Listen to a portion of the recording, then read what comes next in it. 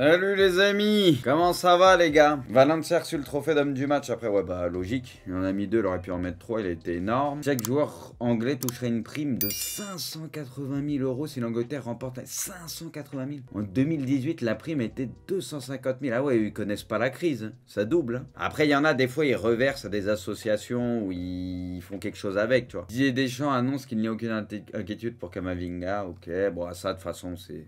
Sans douter, après tu me diras maintenant on a peur surtout. Donc Nasser annonce que le PSG est ouvert à une vente d'un pourcentage du club. Nous n'allons pas vendre le PSG, mais pourquoi pas un petit pourcentage du club. Nous réfléchissons à différentes offres. Les gars, quel est le but? Dépenser moins d'argent et en gagner. Moi je pense qu'il y a autre chose. Au fur et à mesure se désengager, ouais, libérer petit à petit, ouais. Pour moi c'est pas qu'une question d'argent là, il y a quelque chose derrière je pense. Ils vont se barrer, vous pensez les gars? Ils ont dit ils se barreraient pas. Après il y avait des rumeurs comme quoi après la Coupe du Monde ils se retireraient petit à petit, etc. C'est pas impossible qu'ils se retirent. En fait je comprends pas le but de vendre quelque part là. Oh l'énorme choc de la tête. Eh les gars, le gardien. Putain, ça c'est les trucs, ça te met mal. C'est éclaté. Moi, ce que je comprends pas, pareil, j'en parlais tout à l'heure, comment ils peuvent essayer de repartir avec lui? Le mec, il est plus lucide. Tu te prends, mais...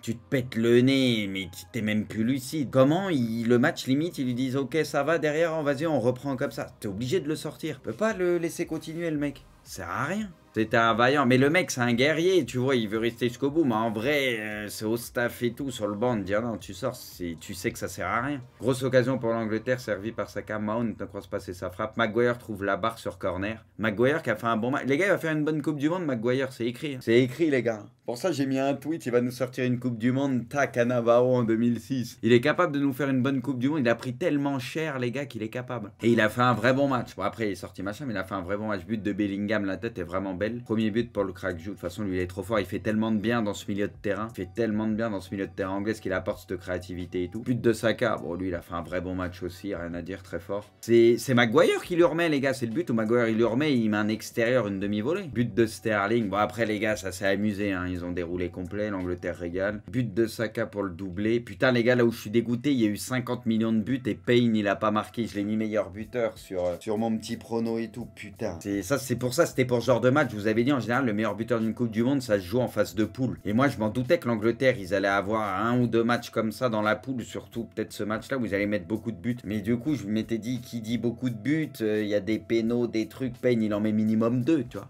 Il y a putain. But de Taremi, ouais bah de toute façon doublé. But de Rashford sur son premier ballon, ouais. C'est Kane, je crois qu'il le lance. C'est quoi ça? Qu'est-ce que c'est que ça? Ça me fait penser les gars à PES à l'ancienne où tu pouvais jouer avec les dinosaures, les pingouins et les autruches. Tu pouvais jouer avec les T-Rex. Ça me fait penser à ça. Angleterre 6, Iran 2, Bellingham, Saka doublé, Sterling, Taremi doublé, Rashford et Gros Molto bien évidemment. Gros Molto qui a mis un but aussi. Festival des Three Lions qui enterre parfaitement. Ah non, qui entre parfaitement dans cette FIFA World Cup. Et du coup, les gars, bah, l'Angleterre, ça a fait plaisir à voir jouer pour le coup. Ça a fait plaisir à voir jouer parce que c'est vrai on s'emmerdait pas mal. Et c'est vrai que Bellingham, il apporte à ce milieu de terrain et tout. Et c'était très porté vers l'avant. Donc oui, ils font pas de clean sheet, ils prennent des buts. Ça, il va falloir peut-être un peu gommer ça. Mais ils étaient très joueurs et ça se projetait à beaucoup. Donc très kiffant à voir jouer. TFM en face. Après, on va voir Genji. Hein. Des fois, la vérité d'un match n'est pas celle du match suivant. Si vous m'avez compris, mais tranquille. Faudra voir sur les prochains matchs. Ça se trouve, l'Iran, ils vont poser des problèmes aux autres équipes du groupe. Voilà. Après, c'est sûr qu'il y avait une vraie différence entre les deux équipes, tranquille. Mais l'Angleterre s'est rendu le match facile. On peut pas leur enlever ça. Ils ont joué, ils ont bien joué. Il y a eu des belles phases. Ça met 6 buts, les gars. C'est un match de Coupe du Monde. C'est rare, les gars, 6 buts dans une Coupe du Monde en un match, en vrai. C'est déjà rare tout court en club. Je crois que c'est quasi jamais arrivé, mais... Lionel Messi, c'est ma dernière chance de réaliser le rêve que nous voulons tous, gagner la Coupe du Monde. C'est ma dernière Coupe du Monde. C'est les émotions, les gars. T'as la vérité de lire ça, les gars, ça me fait mal au cœur quand même. C'est dire que toutes les belles choses ont une fin, les gars. Bah non, mais c'est un peu la fin du football, faut dire les choses. Bah non, les gars, ça fait bizarre de lire ça. Après, c'est la réalité, c'est comme ça, mais putain. Mi-temps, en vrai, les gars, et nous, on en parlait un peu hors live et tout. Enfin, j'en parlais avec les autres d'hors-jeu. Et moi, dès la mi-temps, les gars, j'ai dit, le Sénégal, je vous donne mon avis, les gars. Ils étaient dans le bon état d'esprit, rien à dire, mais tu sens que devant, c'est trop stérile, tu vois. Tu sais, il te manque la créativité, le dernier geste qui va te faire la diff et qui va te transformer certaines situations en action de but. Du coup, ok, au niveau état d'esprit, c'était en place défensivement, il n'y a rien à dire, tu vois, pas de souci. Mais honnêtement, je les sentais quasi incapables de marquer. En plus, vu qu'il n'y a pas de Sadio Mané, tu sais, qui t'apporte cette étincelle en général, sincèrement, je sentais qu'il n'y avait pas ce truc-là. Du coup, je voyais tout le monde s'enflammer. J'étais à 2 doigts de tweeter, les gars, mais Chiant m'aurait insulté. Et j'ai dit, vas-y, je vais pas tweeter. Mais la vérité, les gars, ce scénario, je le voyais, mais fois 1000. Je pense que le match, il durait 4 heures, il marquait pas le Sénégal. Il manquait un truc devant, quoi. Il manquait un truc devant. Et puis après, derrière, t'as les blessés. T'as Kouyaté, ça fait beaucoup de mal. T'as Diallo aussi, ils étaient en place, tu vois. Et ils ont pas cette marge. Et du coup, maintenant, ça va être compliqué pour eux. Même les Pays-Bas, c'est pas super créatif. Alors, c'est ce que je disais tout à l'heure. C'est que les Pays-Bas, ils nous ont habitués à commencer très fort, à dérouler et pas savoir subir. Là, ils ont subi par moments sans vraiment concéder des occasions de fou. Mais tu sais, il y a des moments où ils ont quand même subi, ils gagnaient les duels, le Sénégal et tout, il n'y a rien à dire, tu vois. Et au moins, pour eux, ils ont su faire le dos rond et attendre. Donc, c'est une version un peu des Pays-Bas, j'avoue, qu'on leur connaît moins. D'habitude, ça déroule en poule, et après les poules, bah, c'est une giga clim. C'est comme ça, au moins, ils ont gagné, c'était pas un match facile.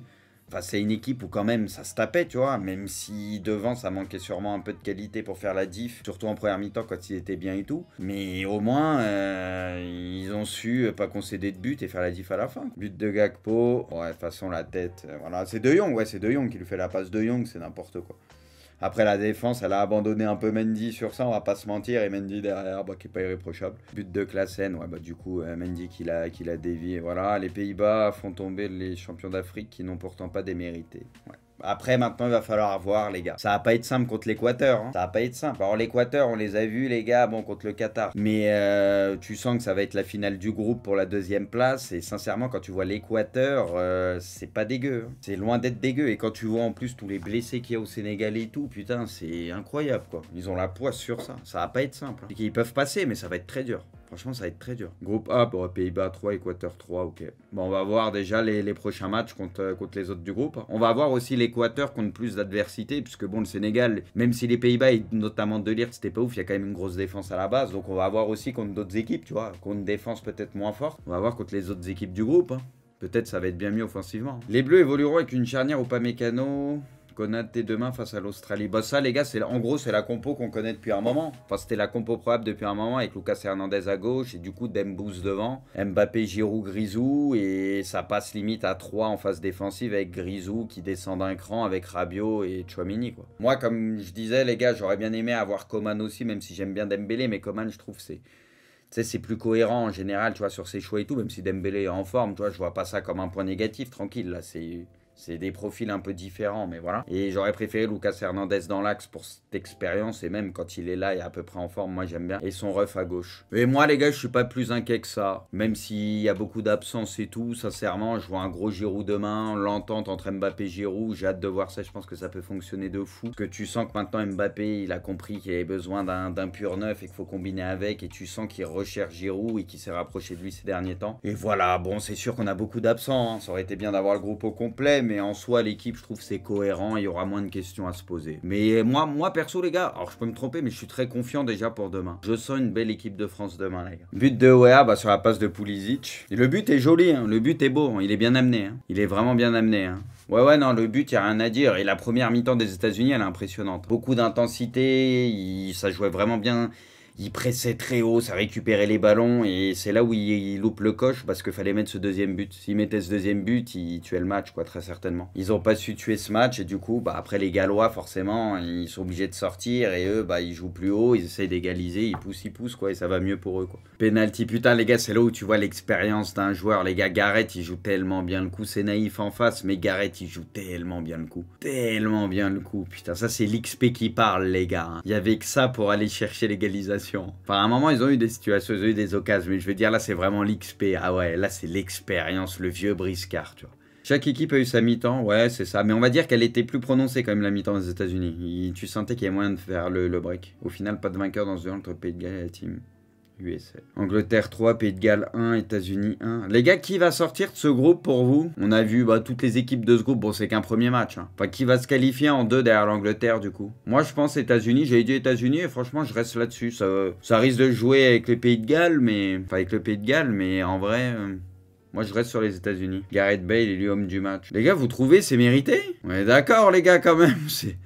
Ça part de loin, là. Moi, j'aurais mis Pulisic, perso. Ah ouais, là, c'était vraiment pour récompenser Gareth, quoi. Ouais, Robinson aussi. Robinson, mais je trouve Pulisic, comme il disait Rudy, il gère trop bien le tempo. Des fois, il se projetait, il est sur le premier but, et des fois, il temporisait. Tu sais, il a l'XP, il avait le truc. Ça joue entre les deux, je suis d'accord. Mais en vrai, Pulisic, il gérait le tempo du match. Il gérait le tempo du match. Mais c'est vrai que Robinson, je suis d'accord avec vous.